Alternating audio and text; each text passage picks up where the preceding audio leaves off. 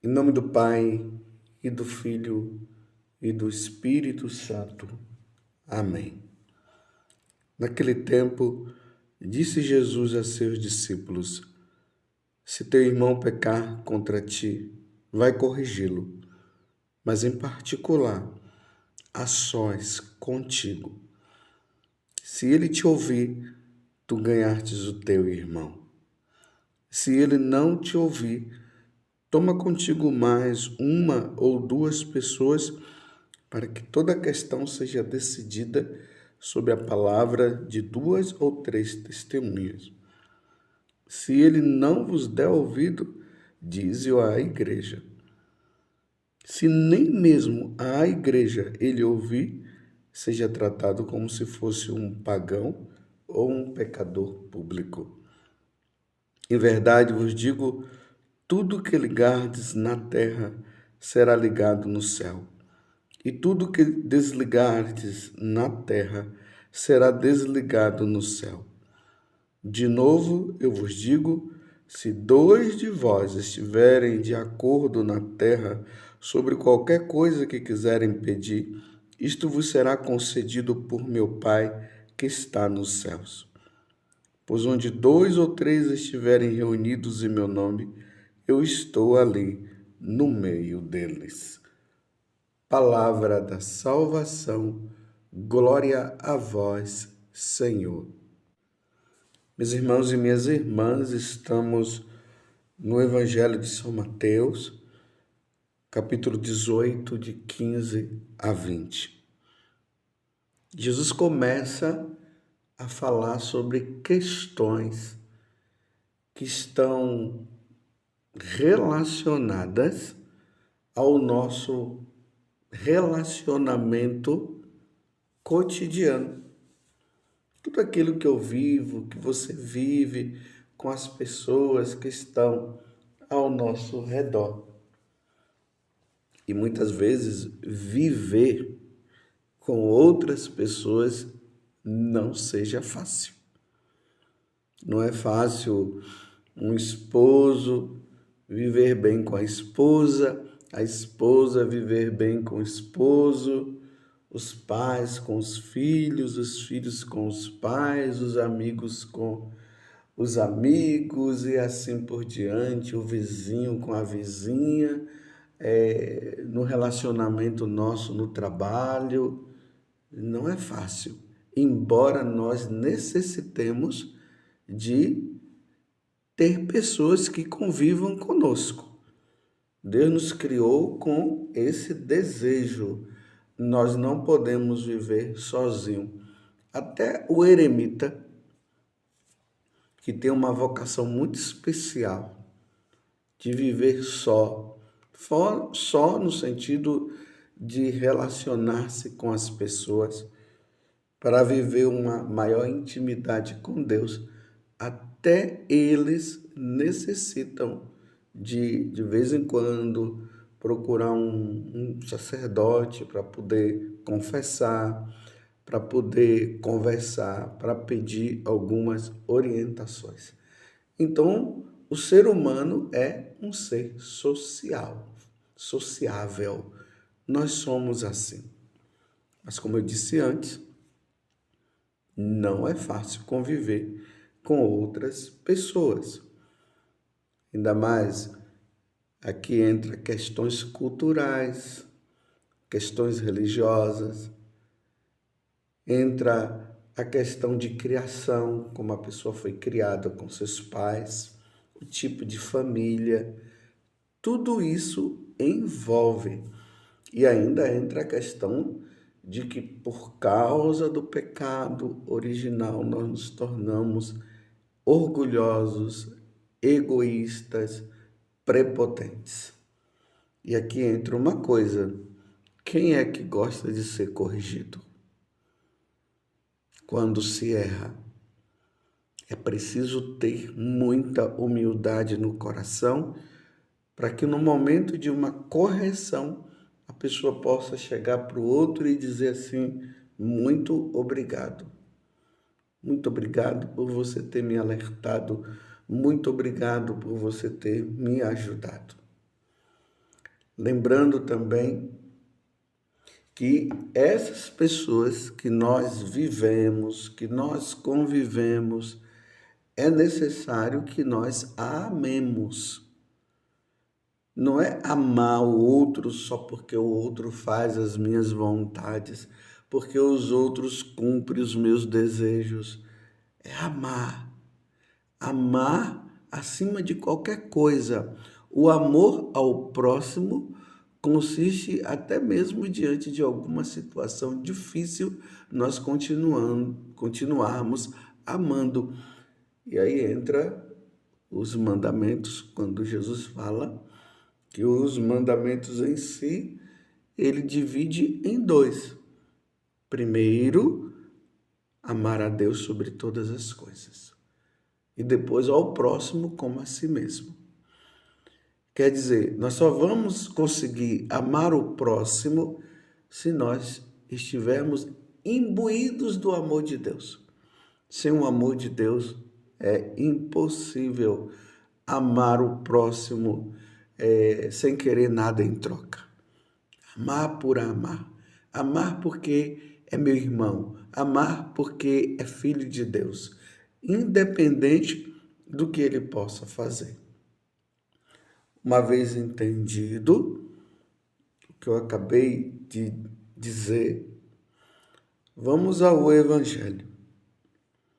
Jesus está dizendo, se o teu irmão pecar contra ti, vai corrigi-lo. Olha, se alguém fizer qualquer coisa para com você, alguma coisa que não é boa, que te causou um mal e até mesmo que tenha causado um prejuízo muito grande na sua vida ou na minha vida, Jesus está dizendo, vai chamar a pessoa em particular e conversar com ela.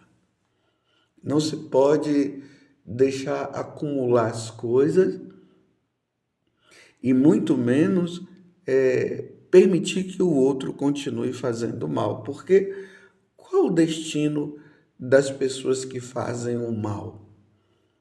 O destino delas, se não houver correção, se não houver arrependimento, é a condenação eterna. Por isso que aqui Jesus está dizendo que se ele não atender, então que ele seja tratado como um pagão ou um pecador público. Então, o pecador público e o pagão, o destino deles é o quê? A condenação eterna. Se o pagão não se converte, não se volta para Deus, depois de ter ouvido a mensagem, a boa nova, o evangelho, se ele não se converte, ele não se salva. Por isso, como eu sempre estou falando para vocês, Jesus fala ali no Evangelho de São Marcos, ide por todo mundo e pregai o Evangelho a toda criatura. Quem crê e for batizado será salvo. Quem não crê já está condenado.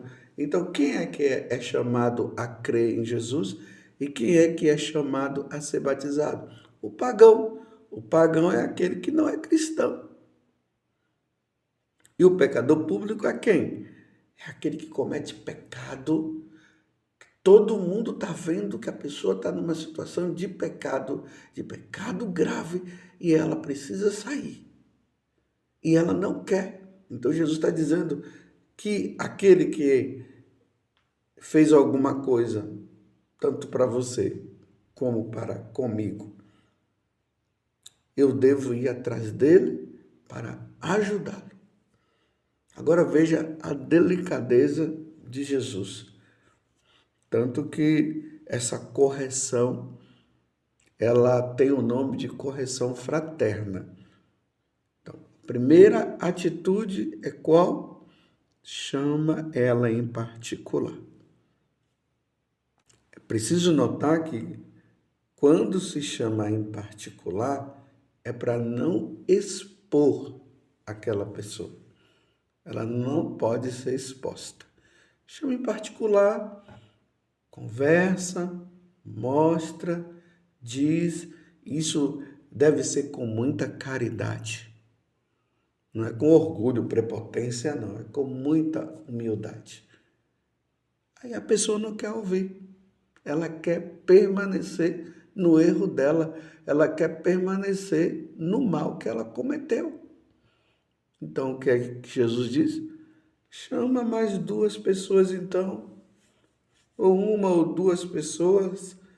Conversa ali com as outras. Expõe a situação para ver se a pessoa muda. Aí a pessoa não quer mudar.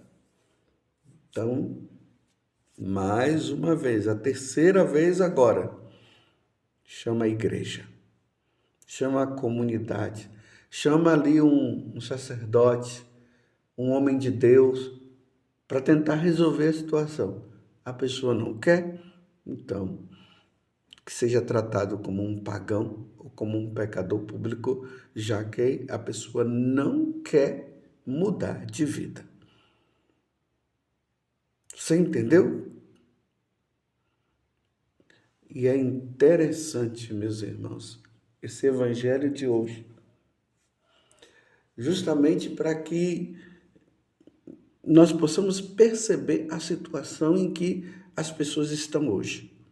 Vocês já observaram que quando se chama uma pessoa para corrigi-la, ela contrapõe com algumas palavras justamente para que elas possam continuar no erro. A primeira é: você está me julgando. Olha, como é que a pessoa estaria julgando ela se, na verdade, ela está errada? Ela cometeu um mal ou ela está cometendo um mal. Aí você está me julgando. Quando diz assim, você está me julgando, é porque a pessoa quer continuar. Hoje, uma outra palavra muito clássica que está: você é preconceituoso. Você está com preconceito. Como se a pessoa estaria com preconceito se a questão dela é uma questão de que ela está errada? Não quer mudar. A outra é: você é homofóbico. Aí entra a questão da homofobia para ela continuar naquela situação que é errada. O que fazer então? Se a pessoa não quer, aí Jesus está dizendo que seria tratada como um pagão. Você está entendendo como as pessoas elas usam de determinados conceitos e esses conceitos estão errados porque a interpretação está errada para que ela continue no erro. Então, se ela quer continuar, o que é que se pode fazer? E aí Jesus fala: se duas pessoas estiverem reunidas, estiverem de acordo, então Deus vai estar ali no meio delas também. Mas se está em desacordo, o que é que Deus pode fazer então? Então tá certo. Você quer continuar no erro? Ok. Então tá ligado agora. Tá desligado. Então, vamos supor, o problema está ali, a pessoa aceita. Então, está desligado. Ela errou, ela reconheceu o erro, está desligado. Então, ela continua no erro, então está ligado o erro dela. Então, se ela quer continuar no erro, então, o que é que pode fazer? Agora é com Deus. Imagina, meus irmãos, quantas pessoas foram condenadas ao inferno porque quiseram permanecer no erro. Essas situações aí de pessoas que não casaram na igreja, que precisam resolver a situação. Outras pessoas que estão vivendo a questão do adultério, porque existem aquelas pessoas que elas casaram, mas não receberam o sacramento. Então elas precisam procurar o sacerdote lá na paróquia e casar. E elas não querem casar, porque uma vez que elas não são casadas, vivem juntas e não tem nenhum impedimento, ela está vivendo uma situação de pecado que se chama fornicação. É a mesma coisa de um namorado e uma namorada que mantém relação sexual. A diferença é que os dois moram juntos. Agora tem aquelas que estão vivendo o adultério. Casou, por algum motivo se separou e arrumou uma outra pessoa. E aí está vivendo o adultério, não casou na igreja. Aí vai lá, chama a pessoa, tenta corrigir, olha, você precisa rever essa situação. Você já buscou o tribunal eclesiástico? Você está me julgando. Você está me julgando. Quem é você para me julgar? Deus conhece meu coração. E aquela situação toda para continuar no erro. Não é para sair do erro, é para continuar no erro. Então o que é que pode fazer se a pessoa quer continuar no adultério? Agora sabe, será tratada como um pagão, como uma pagã. O primeiro que morrer não vai se salvar não, meus irmãos. Você está entendendo? O primeiro que morrer vai direto para o inferno. Porque morrer numa situação de adultério e a pessoa não quer sair, o que é que poderá fazer? Foi chamada a atenção, corrigiu, tentou tirar do pecado e ela quer continuar no pecado. O que é que se pode fazer? Nada. Ou melhor, a única coisa que se pode fazer é rezar, pedir a Deus clemência para ver se aquela pessoa vai mudar de vida ou não. A mesma questão.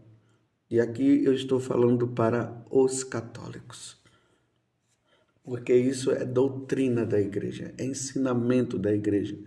Está nas Sagradas Escrituras e os próprios doutores da igreja, os santos padres, sempre nos ensinaram isso.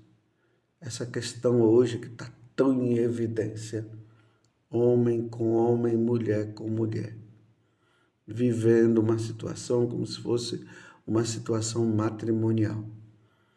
O Código de Direito Canônico, o Catecismo da Igreja, a própria Sagrada Escritura, Deus os criou homem e mulher. E lá no livro do Gênesis está: um homem deixará sua família para viver com uma mulher, e a mulher deixará a família para viver com um homem. Isso é o matrimônio, que tem por finalidade a procriação. O matrimônio não implica somente o prazer. E aí chama a pessoa, corrige, a pessoa não quer. Ela fala que é homofobia, que você não entende, que Deus me criou assim, e a pessoa vai entrando com muita justificativa. O que é que pode fazer? É rezar. Agora, diante de Deus não vai se salvar, porque o próprio São Paulo disse que aqueles que vivem esse tipo de situação não herdarão o reino dos céus. Que situação difícil! Não é fácil. E como diz lá no livro de Levítico, capítulo 18, versículo 22, um homem não pode deitar com outro homem. Que situação delicada! Mas a pessoa não quer ser corrigida. Mas é bonito, graças a Deus, quantos católicos que estavam vivendo essa situação têm voltado para a igreja, têm voltado para Deus, têm dito: eu não quero mais viver dessa forma, e pede perdão a Deus e começa a viver uma vida de santidade. Que bonito! Pessoas que foram corrigidas e elas entenderam. Imagine uma outra pessoa. Estão vendo que eu estou trazendo alguns casos, né? A pessoa está roubando, vive aí fazendo isso, fazendo aquilo. De repente você sabe, você conhece ela, você chama ela. Olha, meu filho, minha filha, larga isso, sai dessa situação.